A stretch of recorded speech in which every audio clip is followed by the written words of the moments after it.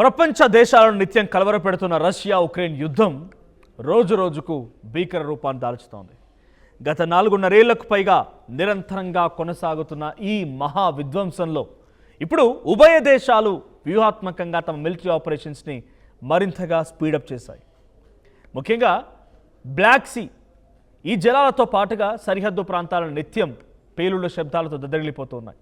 కేవలం సైనిక స్థావరాలే కాకుండా సామాన్య ప్రజలు, వాణిజ్య నౌకలు అండ్ పౌర ప్రాంతాలు కూడా ఈ క్రూర యుద్ధానికి బలవుతుండడం యావత్ మానవాళిని తీవ్ర ఆందోళన గురిచేస్తోంది.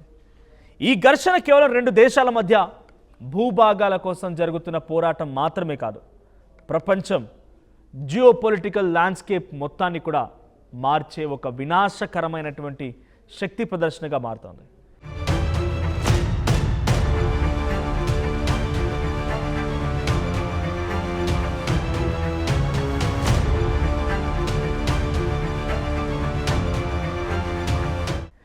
ఇక ఉక్రెయిన్ తన ఎగుమతులను సాగించేందుకు ఉన్నటువంటి ఏకైక సముద్ర మార్గమైన బ్లాక్ సీ కారిడార్ని మారిటైమ్ ఎక్స్పోర్ట్ కారిడార్ అని చెప్తూ ఉంటారు.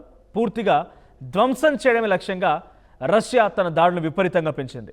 ఉక్రెయిన్లోని కీలక నగరమైనటువంటి ఒడెసా తీరంలో గినీ బిసావ్ జెండాతో వెళ్తున్నటువంటి గోల్డెన్ లియో అనేటువంటి కార్గో నౌకపై రష్యన్ క్రూజ్ క్షిపణులు అత్యంత కిరాతకంగా దాడి చేశాయి. ఈ హేయమైనటువంటి దాడిలో నౌక పూర్తిగా కాలి బూడిదైపోయింది.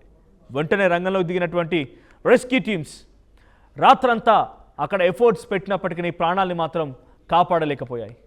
ఈ దారుణ ఘటనలో ఓ పైలట్తో సహా 9 మంది సిబ్బంది అక్కడికక్కడే ప్రాణాలు కోల్పోయారు. ఈ మృతులలో 4 ఇండియన్స్ ఉండడం భారత్లోనూ తీవ్ర దిగ్భ్రాంతిని, ఆగ్రహాన్ని కలిగించింది. ఈ ఉదంతంపై స్పందించినటువంటి భారత విదేశాంగ మంత్రిత్వ శాఖ అంతర్జాతీయ సముద్ర మార్గాల్లో నావిగేషన్ స్వేచ్ఛకి ఆటంకం కలిగించడం, సిబ్బంది ప్రాణాలని పణంగా పెట్టడం అత్యంత హేయమని, ఇది తక్షణమే ఆగిపోవాలని గట్టిగా ఖండించింది. కేవలం ఒకే ఒక్క నెలలో అంటే జూలైలో ఒక్క ఒడెస్సా రీజియన్ పైనే రష్యా జరిపినటువంటి విలయ తాండవంలో దాదాపుగా 28 మంది అమాయక పౌరులు బలైపోయారు. ఉక్రెయిన్ తన వ్యవసాయ ఉత్పత్తుల ఎగుమతుల్లో అగ్రికల్చర్ ఎక్స్పోర్ట్స్ 3/2 భాగం అంటే 75,000 కోట్ల విలువైనటువంటి వాణిజ్యాన్ని ఈ సముద్ర మార్గం ద్వారా నిర్వహిస్తోంది.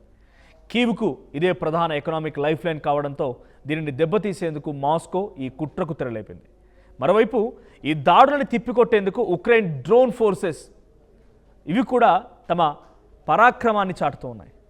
జూలై నెల ఒక్క నెలలోనే రష్యాకు చెందినటువంటి సుమారు 183 నౌకలపైన డ్రోన్ల ద్వారా విరుచుకుపడ్డామని ఉక్రేనియన్ కమాండర్లు ప్రకటించారు. దీనిపైన వాళ్ళు ఏం మాట్లాడారో చూద్దాం.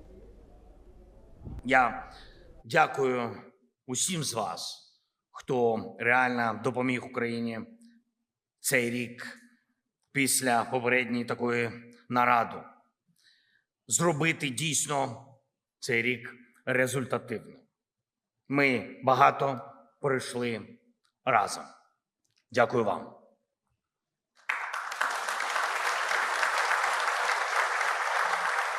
Пройшли зиму, сказав вже Андрій Івановичу, пройшли зиму і дуже непросту, коли Україна не була наодинці, ми отримували необхідну, дуже важливу підтримку. Я вдячний кожному урядовцю, кожному лідеру громад, які пройшли справді спільно шлях цієї щоденної, важкої, важливої роботи заради того, щоб минула зима не зіграла на план Путіна проти України, українського народу. Цього року зима – це теж очевидний для усіх пріоритет. Цього року ваше завдання – дати максимальну підтримку на зовнішньому треку у відносинах з партнерами для уряду України. Зараз ми не можемо на 100% спрогнозувати, коли спрацюють всі наші дипломатичні зусилля, коли далекобійні санкції України проти Росії, коли наші мідстрайки і всі санкції партнерів досягнуть саме такого рівня тиску, щоб у Росії не залишилось іншої альтернативи, крім миру. Ми будемо дуже старатися, щоб це сталося до зими, восени, але ми чітко розуміємо, з ким ми маємо справу і що Путін сподівається затягувати цю війну і надалі. Він готує у себе мобілізацію, нові удари. Ми бачимо справжні наміри Росії, об'єднуємо партнерів і тиснемо на агресора. ఈ యుద్ధం కేవలం ఉక్రెయిన్ భూభాగానికే పరిమితం కాలేదు. ఇప్పుడు అది నేరుగా రష్యా గుండెకాయం తాకుతోంది. రష్యాలోని గెలెండ్జిక్ సమీపంలో ఉన్నటువంటి ఆర్టిపో అండ్ ఓసిపావ్కో ఈ ప్రాంతాల్లో ఉన్నటువంటి రద్దీగా ఉండే బీచ్పై సోమవారం జరిగినటువంటి దాడి డ్రోన్ రష్యాను కుదిపేసింది. జరిగినటువంటి ఒక భారీ డ్రోన్ ఈ దాడి రష్యాను ఒకసారిగా అలర్ట్ చేసింది, కుదిపేసింది. వందలాది మంది పర్యాటకులతో కలకల్లాడుతున్నటువంటి ఆ సముద్ర తీరం ఒక్కసారిగా రక్తసిక్తమైంది. ఈ హఠాత్ పరిణామానికి సంబంధించినటువంటి భయానక దృశ్యాలు సోషల్ మీడియాలో వైరల్గా మారాయి.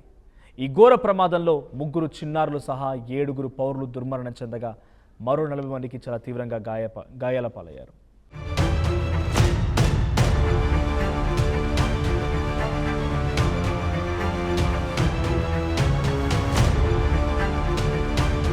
ఈ పరిణామంపై రష్యా గవర్నమెంట్ తీవ్ర ఆగ్రహం వ్యక్తం చేసింది. రష్యా విదేశాంగ శాఖ ప్రతినిధి మరియా జకారోవో దీనిని మున్ముందు మరవలేనటువంటి టెర్రరిస్ట్ దాడిగా అభివర్ణించారు.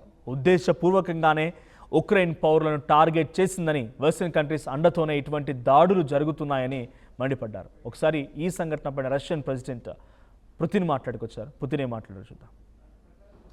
Я хочу еще раз все-таки подчеркнуть это. Я говорил, но мне очень бы хотелось, чтобы вы меня услышали все-таки в конце концов. И донесли это до своих читателей, зрителей и пользователей в интернете.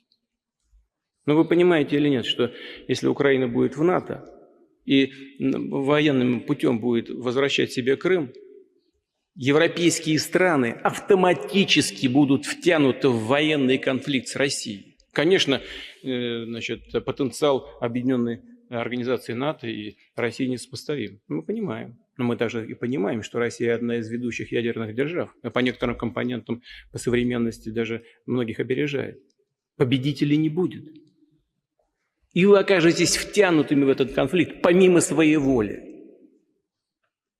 И вы даже не успеете глазом моргнуть, когда будете исполнять пункт 5 Римского договора.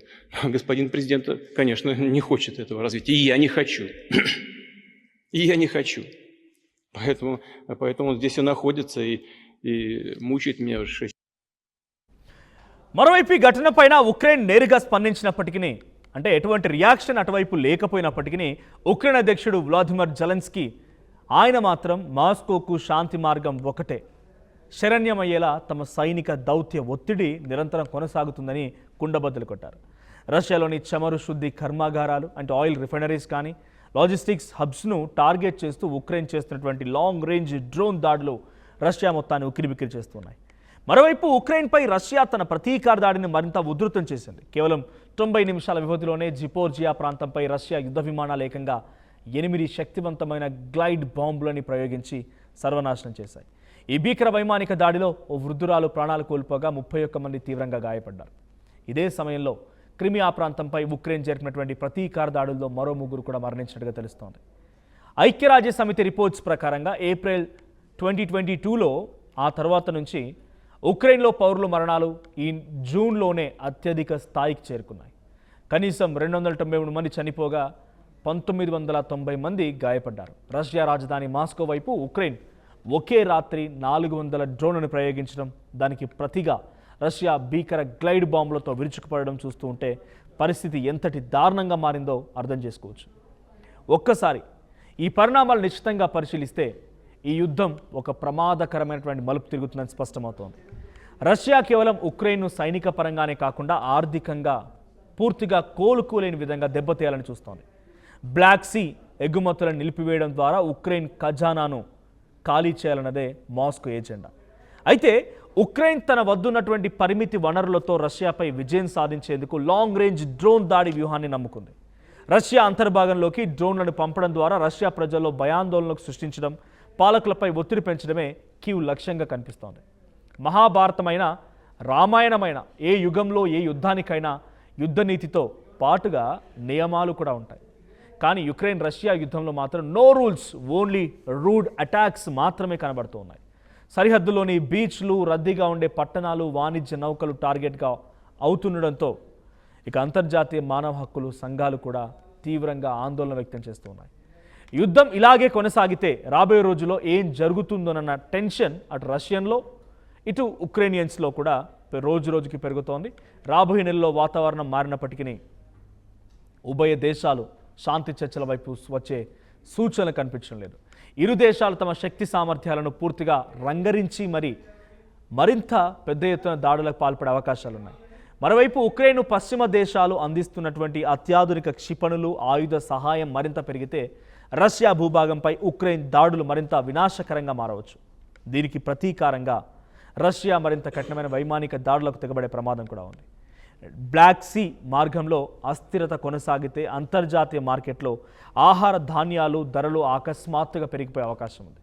ఇది ప్రపంచవ్యాప్తంగా ఇన్ఫ్లేషన్కి మరింతగా ఇంక్రీజ్ అవ్వడానికి కారణమవుతుంది. ఇరు దేశాల నాయకులు ఎవరు వెనక్కి తగ్గడం లేదు. దీంతో రష్యా ఉక్రెయిన్ మధ్య డిప్లొమాటిక్ సొల్యూషన్ లభించడం అసాధ్యంగా కనబడుతోంది. ఈ శక్తి ప్రదర్శనలో బలైపోతున్నది మాత్రం సరిహద్దులో ఉన్నటువంటి అమాయక పౌరులే. అయితే యావత్ ప్రపంచం నిస్సహాయ స్థితికి ఇప్పుడు ఈ అంశం నెట్టుతోంది. గెలుపు ఎవరిదైనా ఈ యుద్ధం మిగిల్చే గాయాలు మాత్రం తరాల పాటుగా మాసిపోవనేది మాత్రం డెఫినెట్గా ఇది ఒక నగ్న సత్యంగా చెప్పాలి. సో ఇటువంటి మరిన్ని ఇంట్రెస్టింగ్ అప్డేట్స్ కోసం వెంటనే ఆ స్ట్రీమ్ని సబ్స్క్రైబ్ చేసుకోండి.